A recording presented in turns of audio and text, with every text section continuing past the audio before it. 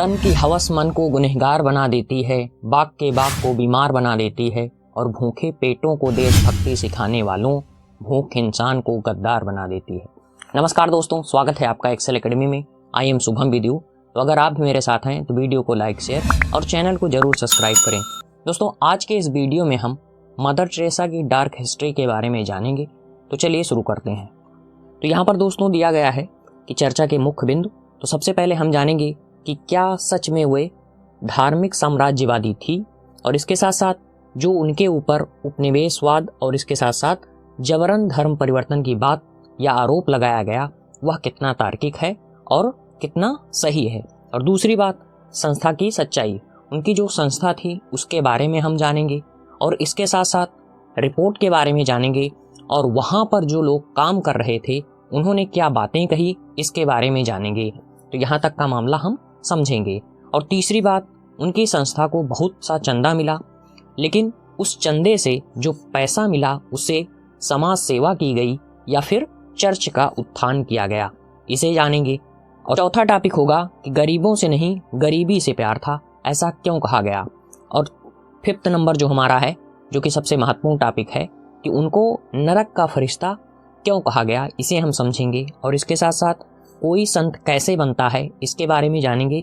और जो हमारा सेवंथ टॉपिक होगा वो होगा कि इंदिरा गांधी के बारे में मदर टेरेसा ने ऐसा क्या कह दिया था जिसके कारण उनकी भारत में ही नहीं बल्कि बाहर भी उनकी आलोचना की गई। तो इन्हीं सभी टॉपिकों के बारे में आज हम जानेंगे। तो यही जो हमारा इतना टॉपिक है 7, ये आधार है आज के लेक्चर का। तो चलिए शुरू करते हैं। तो सबसे पहले हम जानेंगे कि धार्मिक साम्राज्यवादी और जबरन धर्म परिवर्तन के बारे में। तो जर्मेन ग्रीक जो है उन्होंने ही आरोप लगाया था मदर टेरेसा के ऊपर धार्मिक साम्राज्यवादी होने का। और इसके साथ साथ इनके जो आलोचक थे उन्होंने कहा कि कैथोलिक पंथ को बढ़ावा देने के लिए चर्च ने इनका प्रयोग किया था, क्योंकि इनकी उस समय छवि बहुत ही हाई लेवल की थी। और दोस्तों, हिचेंस के अनुसार मिस्ट्रीज ऑफ चैरिटी, जो कि मदर टेरेसा की संस्था है, उसमें मरते हुए रोगियों का विपद समा होता था।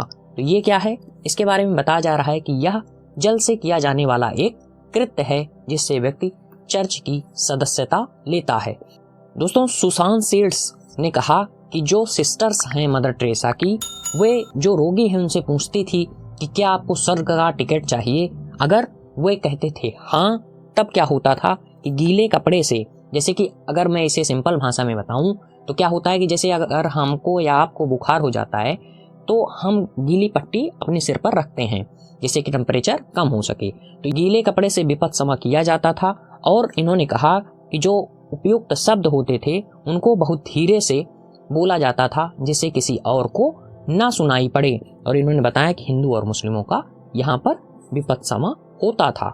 आगे जो यहाँ पर एक दूसरे व्यक्ति हैं उन्होंने कहा, मरे कैप्टन, उन्होंने कहा कि जिन व्यक्तियों का विपद समा होता था उनको इसके बारे में कोई जानकारी नहीं होती थी। तो यहाँ तक का हम मामला समझ चुके। अब आइए आगे देखते हैं हम संस्था की सच्चाई के बारे में, रिपोर्ट के बारे में और लोगों के तर्क के बारे में।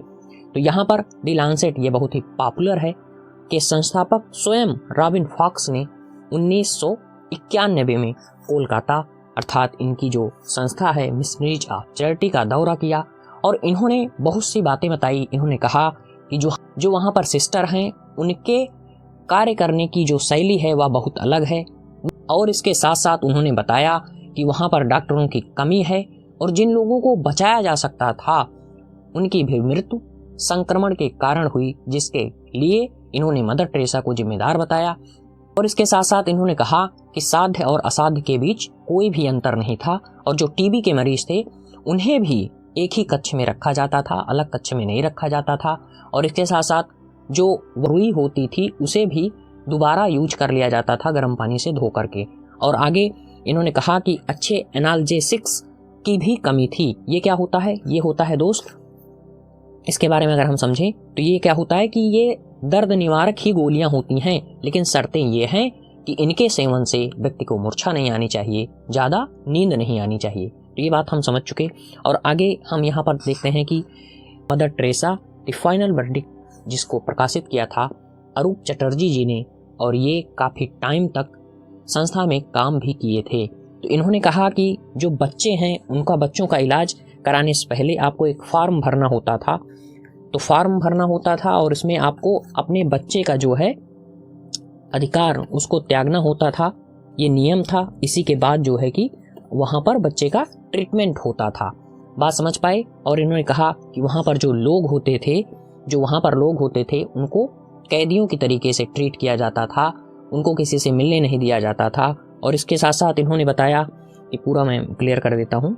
और इन्होंने बताया कि जो बीमार व्यक्ति हैं, ऐसा कहा जाता है कि जो संस्था है वो बीमार व्यक्तियों को लाती थी, लेकिन इन्होंने बताया कि जब किसी बीमार व्यक्ति के बारे में बताया जाए तो ये बहाना बताते थे। और इसके साथ साथ इन्होंने कहा कि एम्बुलेंस भी इनके पास थी, लेकिन उसका यूज नर्स जो थी उनको ले जाने और लाने में किया जाता था, ना कि मरीजों को। इतनी बातें इन्होंने बताई जो कि। और इसके साथ साथ इन्होंने कहा कि ऐसा कहा जाता है कि जो संस्था है वो डेली 1000 लोगों को भोजन कराती थी, जबकि सच्चाई ये है कि वहाँ पर 2 से 3 रसोई ही थी जिनकी क्षमताएं 300 से 400 व्यक्तियों को भोजन मतलब प्रदान करने की थी। 1000 का तो कोई सवाल नहीं। और इसके साथ साथ इन्होंने बताया कि 1998 में 200 परोपकारी सहायता संगठनों में से मिशनरीज ऑफ चैरिटी को कोई भी स्थान नहीं दिया गया। और इसके साथ साथ इन्होंने बताया कि असेंबली वन गॉड जो कि रोज 18,000 से अधिक गरीबों को भोजन कराता था, उसके बारे में लोग नहीं जानते जितना कि इनके बारे में, इनकी संस्था के बारे में जानते हैं। अब आइए आगे देखते हैं क्या बात है। आगे है चंदा देने वाले व्यक्ति कौन थे और पैसे से क्या हुआ, चर्च का उत्थान हुआ या समाज सेवा की गई। तो रॉबर्ट मैक्सवेल जो हैं इन्होंने चंदा दिया था और ऐसा बताया जाता है कि इन्होंने स्वयं अपने कर्मचारियों के जो फंड थे उसका गबन किया था। और इसके साथ साथ चार्ल्स किटिंग जिन्होंने लाखों डॉलर दिए थे और इनके ऊपर भी धोखाधड़ी का आरोप था और इन्हें जो है कि जेल भी हुई थी। और इसके साथ साथ आगे बात बताई जा रही है कि जो यहाँ पर वेटिकन के बैंक में अरबों डॉलर जो है कि मदर टेरेसा ने जमा कराया था। और इस बैंक की सबसे बड़ी ग्राहक, ऐसा बताया जाता है कि सबसे बड़ी ग्राहक केवल मदर टेरेसा थी। अगर मदर टेरेसा अपने पैसे वापस निकाल लेती वहाँ से तो बैंक बर्बाद हो जाता, ध्वस्त हो जाता। इतना पैसा जो है कि मदर टेरेसा ने वहाँ पर जमा कर रखा था। और अरूप जी ने ऐसा कहा कि जो चंदे हैं उनसे जो है कि उतना समाज सेवा नहीं किया गया, उन्हें जो है कि चर्च में दे दिया जाता था। और आगे कनाडा के 3 शिक्षाविद सर्ज चेनार्ड और सेनेचल, इन्होंने आरोप लगाया कि जो है कि मदर टेरेसा को बहुत सा चंदा मिला, लेकिन उससे जो बीमार व्यक्ति थे उनको सही तरीके से ट्रीटमेंट नहीं मिला। उन्हें उपयुक्त सामग्री, औषधि जिसे कहा जा सकता है, दवाइयाँ कहा जा सकता है, और भी मेडिकल के जो पार्ट हैं, पट्टी मरहम, ये सब चीज़ें सही तरीके से मुहैया नहीं कराई गई। तो यहाँ तक का मामला हम समझ चुके। अब आइए आगे देखते हैं। दोस्तों आगे बताया जा रहा है कि गरीबों से नहीं बल्कि गरीबी से प्यार था। तो मैरी जॉनसन जो कि इनके साथ काम कर चुकी थी, उन्होंने कहा कि जो मदर टेरेसा की आध्यात्मिकता है वह सूली पर चढ़े ईसा से जुड़ी थी। और इन्होंने बताया कि मदर टेरेसा कहती हैं कि गरीबी अच्छा है क्योंकि जीसस भी गरीब थे। और इसके साथ साथ इन्होंने कहा कि मनुष्य को दुख का सहन करना चाहिए क्योंकि दुख ईश्वर का उपहार है। यहाँ तक कि जो इन्होंने बातें कही मीठी मीठी वो तो सब चलती हैं, लेकिन आगे की कहानी आपको हिला के रख देगी। तो इन्होंने बताया, आगे कहा गया कि जो मदर टेरेसा हैं जब उनको स्वयं अपने हृदय का इलाज कराना हुआ तो उन्होंने विश्व के सबसे उन्नत डॉक्टरों से संपर्क किया, उनसे इलाज कराया।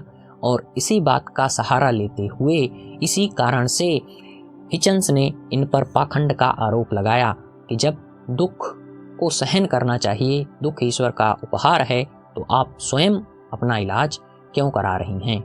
तो आगे अब हम देखते हैं कि नरक का फरिश्ता या दूत क्यों कहा गया।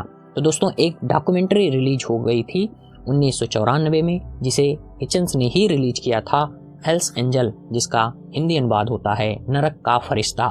तो इन्होंने अपनी इस डॉक्यूमेंट्री में बहुत से ऐसे रहस्य, बहुत सी आलोचनाएं मदर टेरेसा की थी। और हिचन्स जो हैं ये न्यू लिबरेशन मूवमेंट के 4 घुड़सवारों में से एक माने जाते हैं।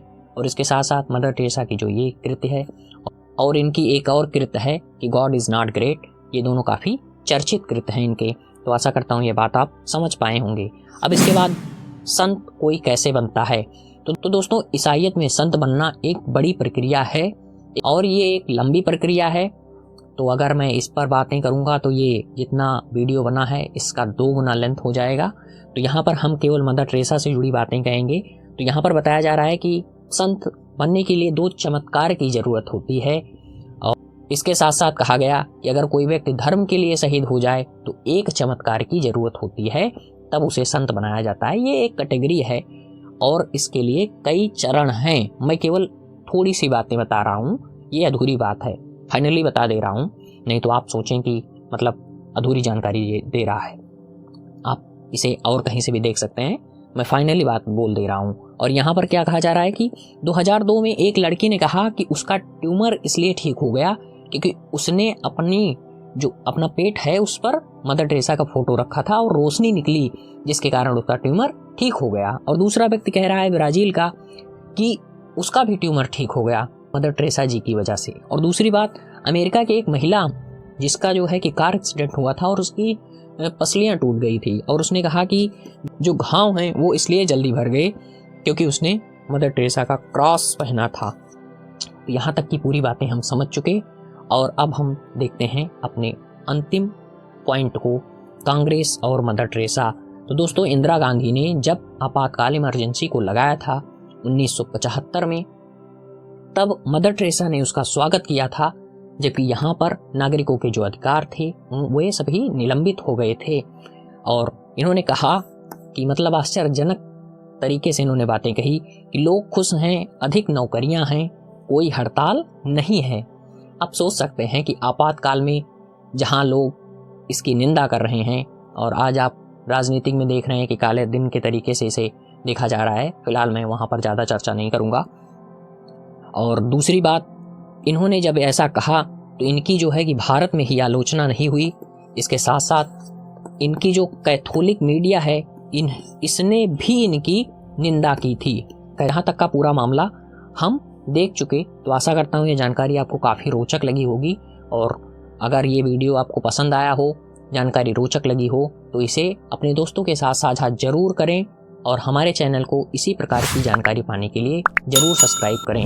दोस्तों आपका एक सब्सक्राइब मेरे लिए काफ़ी ज़्यादा मोटिवेशन का काम करता है और आप जान ही रहे हैं कि बूंद बूंद से घड़ा भरता है, तो एक एक सब्सक्राइबर मेरे लिए बहुत मायने रखता है। तो आज के लिए इतना ही, मिलते हैं किसी अन्य रोचक वीडियो में, तब तक के लिए नमस्कार, धन्यवाद।